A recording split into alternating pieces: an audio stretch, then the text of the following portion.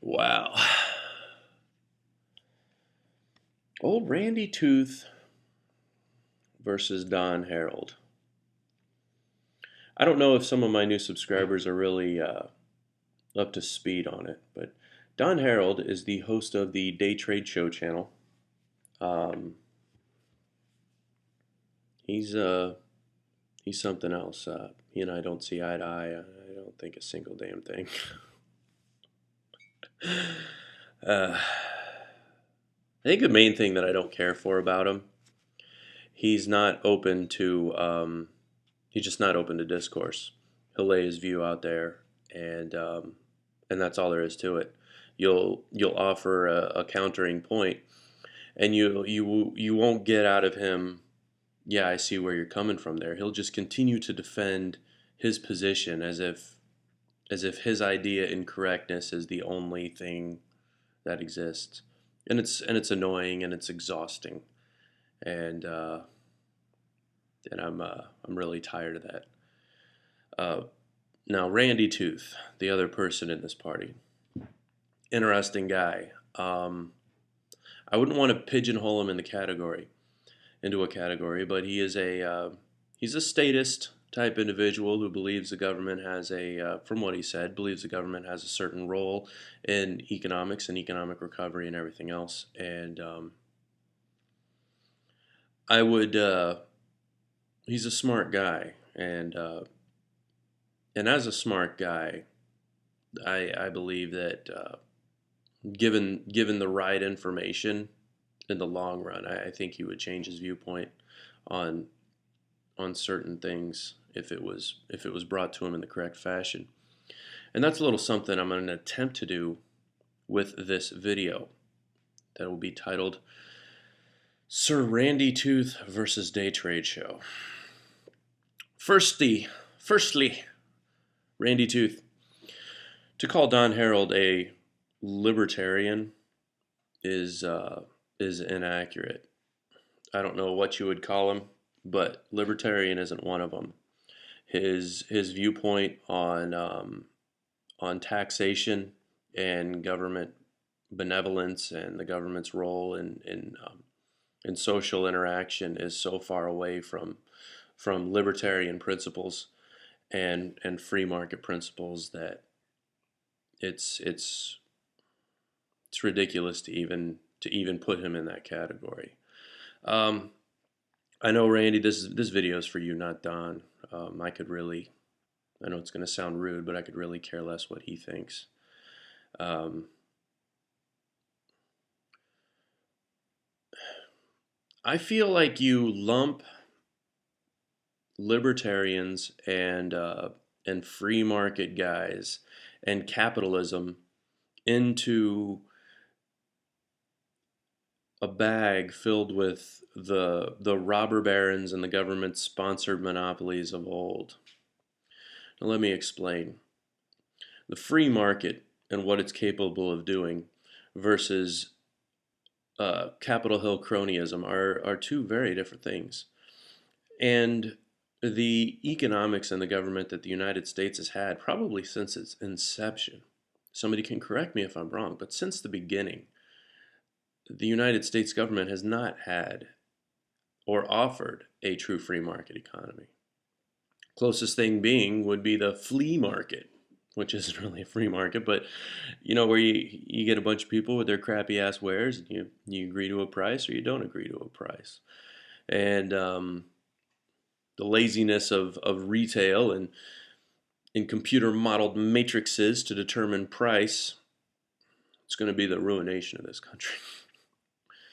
But it's not a matter of I've got mine, now you go out and get yours. That's not what the whole libertarian thing is about. The libertarian thing is about having a simplified entry to a market.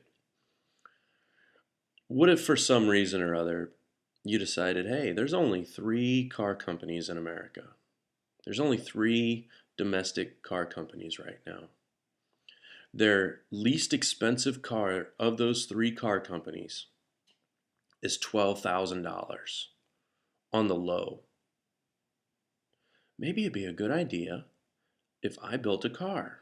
Yeah, how about I build a car and you know what I'll do?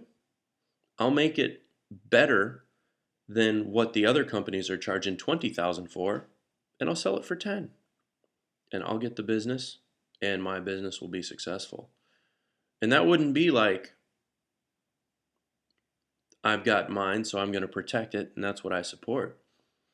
I support the the person on entry.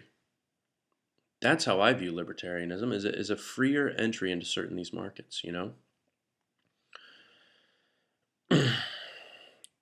Now, you may say, well, you know, you got a car, you got crash tests, you got this, you got that. Yeah, I get it. I get it. And certain safety standards I don't think are necessarily a bad thing.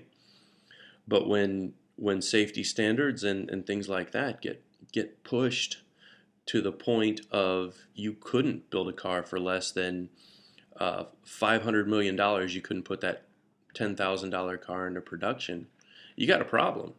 And you have a market that's set to collapse. And it ends up being what's built is built, and it's almost a ridiculous fiefdom.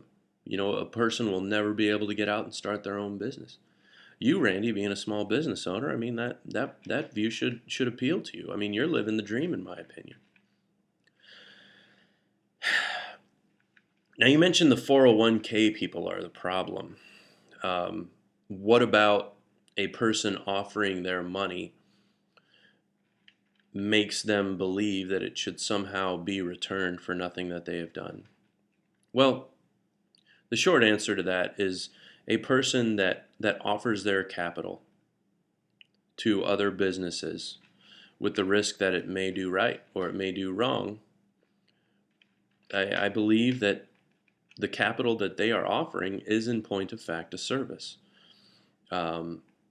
They performed a task of which they were compensated for. They got money, and they put their money up to help another business or to bring cash flow into a business, which is what stocks are used for many times. We saw it earlier this year with Facebook. They divided up the company, they sold the shares of the company, and they got a payday. And that's what stocks will do for you. And it can work. What I would ask you to do, Randy, is don't get so caught up in what actually happens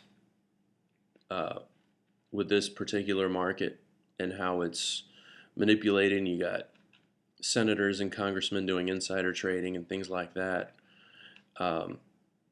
Man, that's not what the free market's supposed to be. And we'll have more on this, and I always enjoy your videos, man. And later on, I got another video I want to make about something you said, Randy. That's, man, it's like on replay in my mind. I think you'll like it, and it was one of those things that shapes how a person views the world. Which you know, I dig your viewpoint, and I dig your Christian attitude and not leaving anyone behind. So, all right, man. The rest of y'all be good, and Randy, we'll see you later.